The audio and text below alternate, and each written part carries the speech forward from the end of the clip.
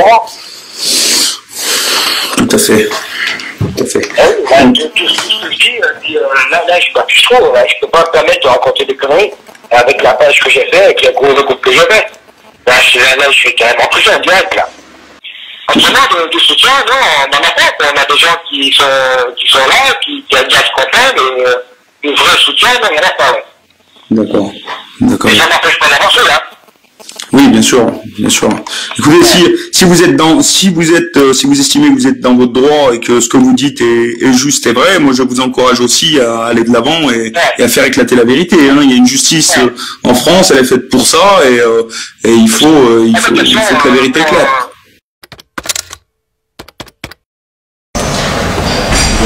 Monsieur Mabru, bonjour.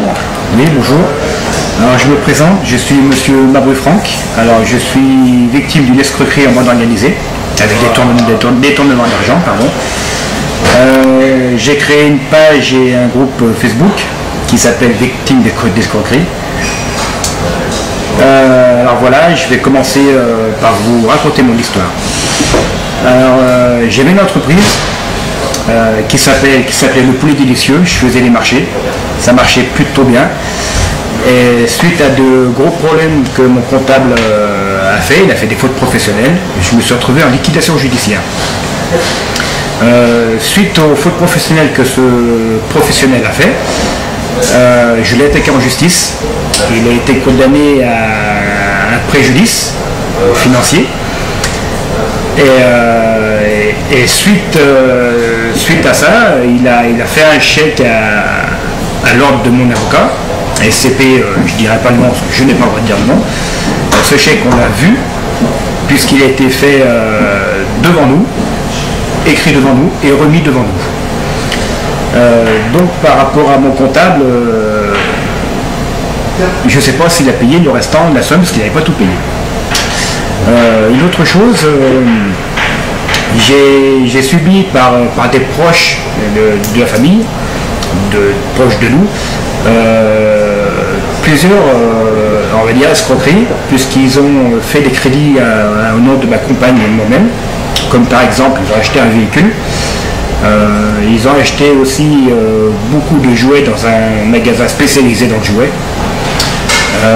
J'ai pu faire remonter cette affaire, j'ai pu trouver des indices, donc j'ai attaqué ces gens-là, ils ont été condamnés pour le véhicule, et pour le magasin de jouets. J'ai aussi attaqué les financiers parce qu'ils ont pris des faux documents, et j'ai attaqué le concessionnaire et le magasin de jouets. Suite à tout ça, ces gens-là étant vexés, ils ont agressé ma femme et deux de mes enfants. Ma femme a pris des coups, ma fille aînée a pris des coups aussi, et le pire dans l'affaire, c'est que mon fils, à l'époque âgé de 2 ans, a pris des gifles. Et résultat, il a des séquelles maintenant à vie, comme par exemple, il est obligé de porter des lunettes. Donc ces gens-là, je les ai attaqués encore une fois, d'autant plus que l'agression s'est passée devant un établissement bancaire, donc filmé. Donc nous avons pu visionner ces vidéos avec le gendarme, l'avocat, le juge. Donc nous avons pu faire condamner ces gens-là. Voilà pour le gros de mon histoire. Et je ne compte pas m'arrêter là. J'ai déposé plainte pour tout ça. Et donc là, pour bien comprendre, en fait, là vous avez effectué donc 2 procédures. La première, donc en accusant votre comptable enfin, vous avez subi un préjudice professionnel par le biais de votre comptable. Tout à fait, parce que j'ai perdu mon entreprise. D'accord, vous avez perdu votre entreprise, vous avez gagné ce procès. Alors nous avons gagné ce procès. D'accord. Et donc voilà. Très bien. Donc, la deuxième affaire, donc ça concerne une affaire d'escroquerie. Donc là, on va dire que c'est une affaire personnelle, puisque c'est des membres de votre famille qui vous ont escroqué. On va dire que c'est des proches de la famille. Ouais. C'est des gens qui étaient très proches de nous, qui venaient constamment chez nous. Et apparemment, ils nous auraient volé des documents. Et suite à ça, ils auraient fait des faux documents, et ils ont pu acheter véhicules et puis tout un tas de choses. Ils ont créé des emprunts à votre nom. Ils ont créé des emprunts au nom de ma compagne. Et moi, chaque fois, ils m'ont mis cautionnaire. D'accord, très bien. Donc là, c'est pareil, vous avez intenté une nouvelle procédure, donc que vous avez gagné aussi, Tout à fait. Toujours par le biais du même avocat. Toujours avec exactement les mêmes personnes, donc le même avocat, le même juge, le même gendarme. Donc constamment les mêmes personnes. D'accord.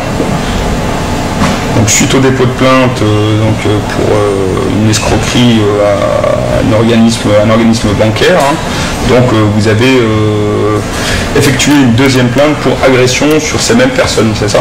Exactement.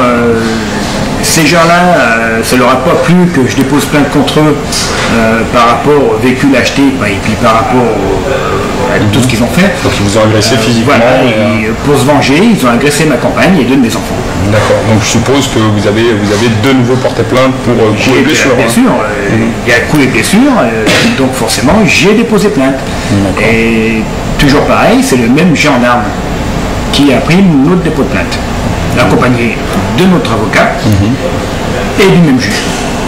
D'accord, donc ça, ce sont toutes ces procédures ont été gagnées par votre avocat. Toutes ces procédures ont été gagnées. Les comptes rendus des tribunaux, on les a vus. On les a lus. D'accord. Donc pour nous, tout paraissait bien. D'accord. Ok, oui, vous aviez affaire à des hommes de droit, à la justice, donc vous aviez...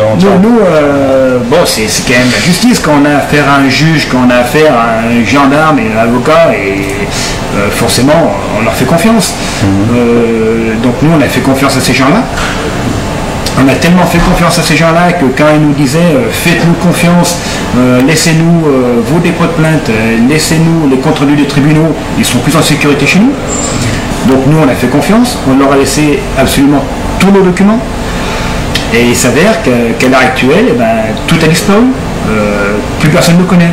Notre avocat ne connaît plus. Le fameux gendarme, apparemment, il n'existe pas. Une chose que je voulais dire aussi, c'est que les procès qu'on a gagnés, ces gens-là étaient condamnés au niveau financier à des peines. Ils ont réglé par rapport au compte avocat, ce qu'on appelle un compte CARPA. Cet argent, on l'a vu sur le compte CARPA, avec un montant assez volumineux.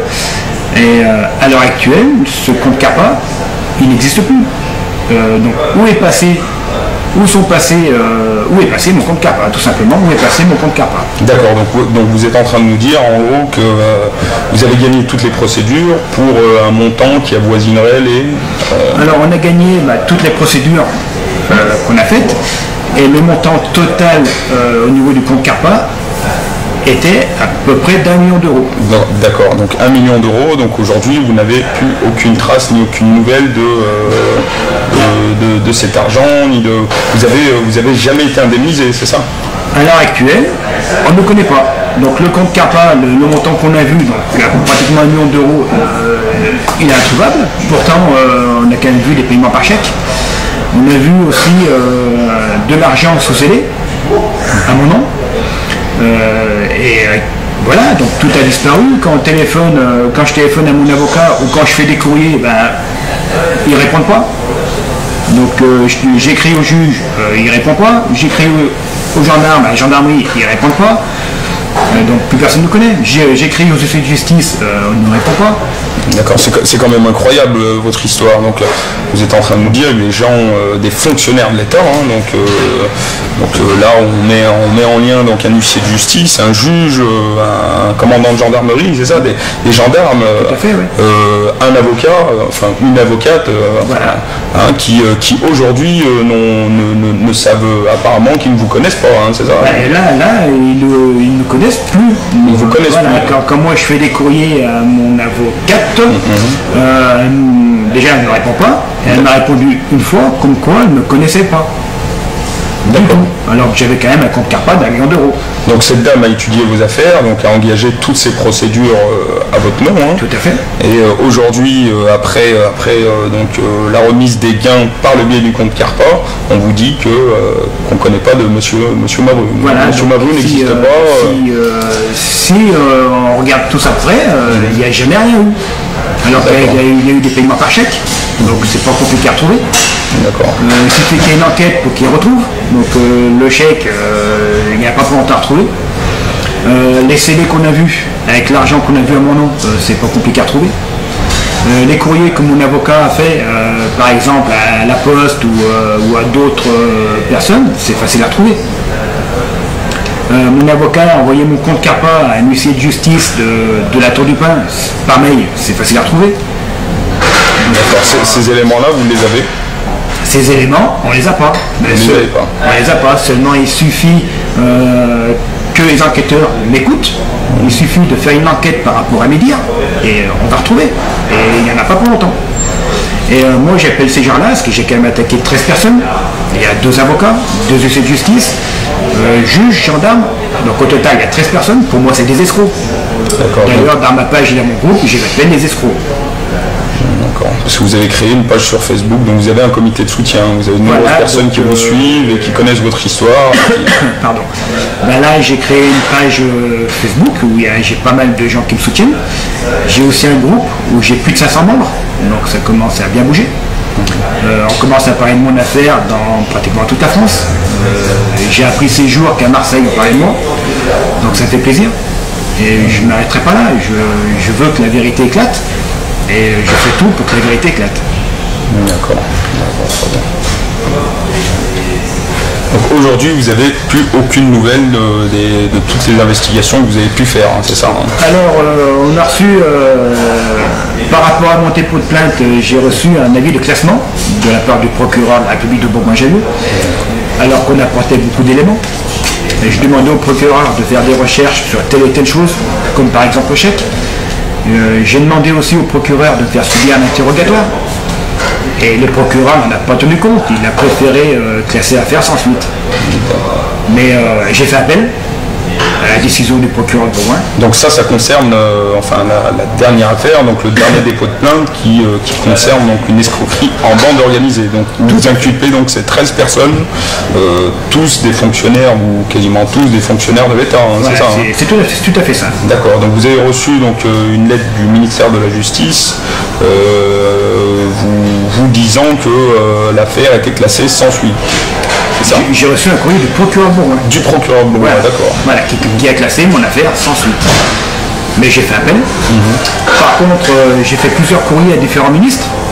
Donc, Madame Christiane Taubira m'a répondu, comme quoi elle envoyait ma requête à la Cour d'appel de Grenoble. Mais le courrier qui m'a fait plus plaisir, c'est le courrier du ministre de l'Intérieur, M. Bernard Cazeneuve, qui a pris en compte mes dossiers et qui a envoyé un de mes dossiers à l'IGGN, donc l'Inspection Générale Gendarmerie Nationale. J'espère que ces gens-là feront une enquête.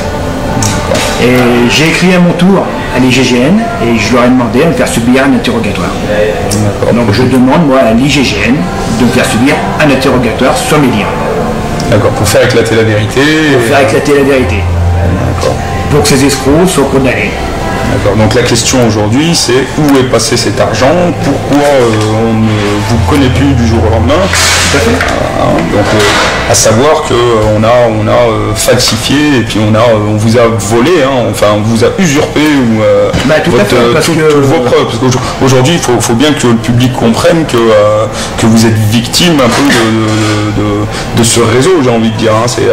C'est un réseau qui tout le monde est lié, puisque apparemment ni l'huissier, ni le juge, ni le commandant de gendarmerie vous connaît. Hein. Donc on essaye de camoufler les preuves que vous aviez précédemment. C'est ça. Hein, tout à fait, oui. Quand moi j'ai écrit plusieurs fois à l'huissier de justice de Morestel, j'ai écrit plusieurs fois à l'huissier de justice à la Tour du Pin, on ne me répond pas. J'ai écrit aussi à l'avocat du comptable plusieurs fois, il ne répond pas. Ma question, pourquoi personne ne me répond? S'ils ont rien à se reprocher, ils m'écrivent, ils me demandent mais pourquoi je leur ai écrit. Si ça ne me répond pas, c'est qu'il y a forcément quelque chose. D'accord. Vous avez tenté une nouvelle procédure par le biais d'un autre avocat ou quelle est la suite de cet avis la suite de tout ça? La suite de tout ça, c'est que ce qui est sûr et certain, c'est que je lâcherai pas l'affaire. J'irai jusqu'au bout. S'il faut finir devant la Cour européenne, ça ne me fait pas peur. J'irai. Là actuellement, je suis en pourparlers avec un célèbre avocat de Marseille. Je ne dirai pas le nom parce que pour l'instant c'est mon avocat officieux. Donc je dirai son nom quand ce sera mon avocat officiel. Je compte beaucoup sur cet avocat de Marseille pour me donner un coup de main à faire éclater la vérité. D'accord, donc cet avocat, c'est vous qui l'avez contacté ou cet avocat, alors il faut dire une chose, c'est que ces escrocs, comme je les appelle, parce que j'aime les appeler comme ça, parce que pour moi c'est des escrocs, quand on a appris que c'était une escroquerie en bande organisée, nous ça nous a mis un sacré coup derrière la tête. Donc avec ma compagne on ne savait plus quoi faire, tout s'effondrait. Donc on a pensé au pire. Et un jour j'ai dit, ça m'a fait tilt, j'ai dit allez, perdu pour perdu, je vais contacter maître à Marseille et puis on verra bien. Donc cet avocat, on l'a rencontré, c'était une grande fierté de le voir.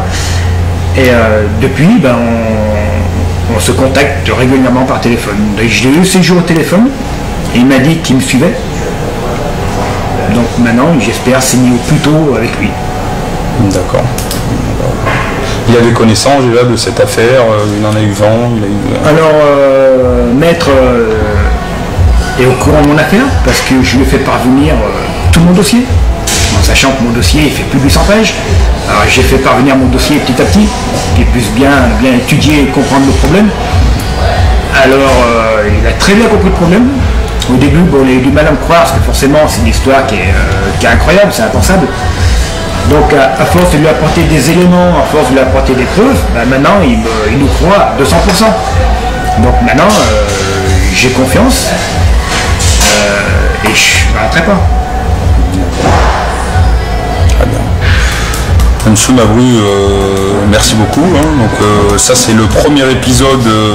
Il y aura une suite donc à cette affaire qu'on va appeler affaire Mabru. Donc comme vous voyez, chers internautes, voilà, il n'y a pas de justice en France. Donc là on se demande ce que fait la justice française. Parce que monsieur Mabru a l'air d'une personne correcte, honnête, c'est un père de famille. Donc aujourd'hui, ce qu'il demande, c'est la justice, que la justice française fasse son travail. C'est ce que vous demandez, monsieur Mabru. Tout à fait. Moi, on a fait confiance à la justice. Ils nous ont trahis. Donc maintenant, je compte sur tous les ministres et puis les gens de loi qui sont honnêtes à me donner un coup de main, à faire éclater la vérité. En sachant que j'ai beaucoup de personnes qui me contactent en privé pour me dire qu'ils ont des problèmes similaires aux miens, plus ou moins graves, et qui se plaignent de Bourgoin. Donc apparemment, il y a un cercle mafieux à Bourgoin qu'il faut stopper, il faut mettre fin à ça, c'est pas normal. Vous prévoyez des actions pour la suite disons que moi par rapport aux réseaux sociaux, déjà je prends du volume, je prends de l'assurance envers moi-même, et puis au plus je ferai du bruit, au plus je me sentirai fort, et au plus eux, ils seront faibles. Donc par rapport à vous tous, chers internautes, j'espère les faire tomber, pour moi et puis pour les autres. Parce qu'on est, a priori, on est nombreux à avoir subi des escroqueries de ces gens-là. Oui, parce que vous m'aviez dit précédemment que vous aviez essayé de contacter un peu les journaux locaux et nationaux. Tout à fait. Ça n'a pas donné suite. Donc aujourd'hui, il n'y a personne qui veut vous entendre, qui veut médiatiser votre affaire. Actuellement, vous sentez un peu seul. Actuellement, vous êtes les seuls avec qui on a pu avoir une discussion, une vraie discussion. J'ai contacté plusieurs journaux. En gros, ils ne me croient pas, quoi. Alors qu'il y a quand même des éléments imparables, comme ce chèque, on ne peut pas l'inventer ce chèque. Le chèque de comptable, on ne peut pas l'inventer, c'est pas possible. Mais il est vrai que cette affaire est un peu, c'est incroyable. Hein. On peut pas s'imaginer qu'en France, liberté, égalité, fraternité, avec toutes les valeurs qu'on véhicule aujourd'hui en France, il est difficile de s'imaginer que la justice française on arrive à ce point et que autant de fonctionnaires de l'État soient impliqués dans une telle affaire. Tout à fait, mais c'est honteux, c'est scandaleux. On fait confiance à ces gens de loi. Et c'est les plus gros escrocs qui existent. Et ces gens-là, il faut qu'ils tombent. Il faut qu'on puisse faire confiance à la justice. Là, on peut faire confiance à plus personne. Donc moi, je compte sur le ministre Bernard Cazeneuve et les GGN pour faire arrêter tout ça. On est des citoyens normaux. On n'est pas. Et c'est pas parce qu'on est des petits Français, c'est pas parce qu'on n'a pas d'argent qu'on n'a pas le droit d'être jugé honnêtement. Et c'est honteux. Bien sûr. Nous, ce qu'on demande, c'est la vérité, que ça éclate, et puis c'est tout. Je vous présente ma page Victime d'escroquerie.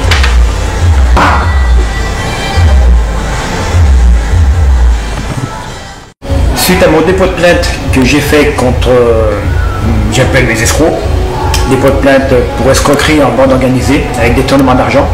J'ai accusé quand même 13 personnes, donc avocats, juges, gendarmes, huissiers de justice, comptables et autres. Mon dépôt de plainte a été classé sans suite, ce qui est inadmissible et scandaleux de la part du procureur de faire aucune recherche par rapport à tout média. J'ai fait appel à ce classement sans suite et je suis déterminé, j'irai jusqu'au bout, on ne m'arrêtera pas, on ne me fera pas faiblir. Donc j'irai jusqu'au bout. Ma compagne, il y a quelques jours en arrière, s'est fait interpeller par deux personnes, deux amis à un huissier de justice, à une huissier de justice, pour lui dire que ce qu'on faisait, c'était mal et puis qu'il fallait qu'on arrête. En gros, des menaces, ça s'est fait insulter de tous les noms. Quelques jours après, je me suis fait interpeller par un gendarme en civil. Je suppose que c'est un gendarme, il m'a montré sa carte, mais vite fait, donc j'ai pas eu le temps de voir ni son nom ni quoi que ce soit. Et cette personne, ce gendarme en civil, m'a dit clairement que suite à mon dépôt de plainte, il fallait que j'arrête tout de suite. Sinon, il allait m'arriver des problèmes et qu'il allait nous arriver quelque chose à moi et à ma famille. Je suis un père de famille de 5 enfants. Ces menaces m'ont pas plu du tout. Alors, je tiens à dire une dernière chose, et ce que je vais dire, c'est destiné directement à mes escrocs, donc avocats, juges, gendarmes, huissiers, comptables, vous ne me faites pas peur. Si vous croyez m'impressionner, si vous croyez m'intimider, vous inquiétez pas, je ne m'arrêterai pas, et c'est peut-être plus à vous d'avoir peur que moi. Et vos menaces, vous les gardez pour vous.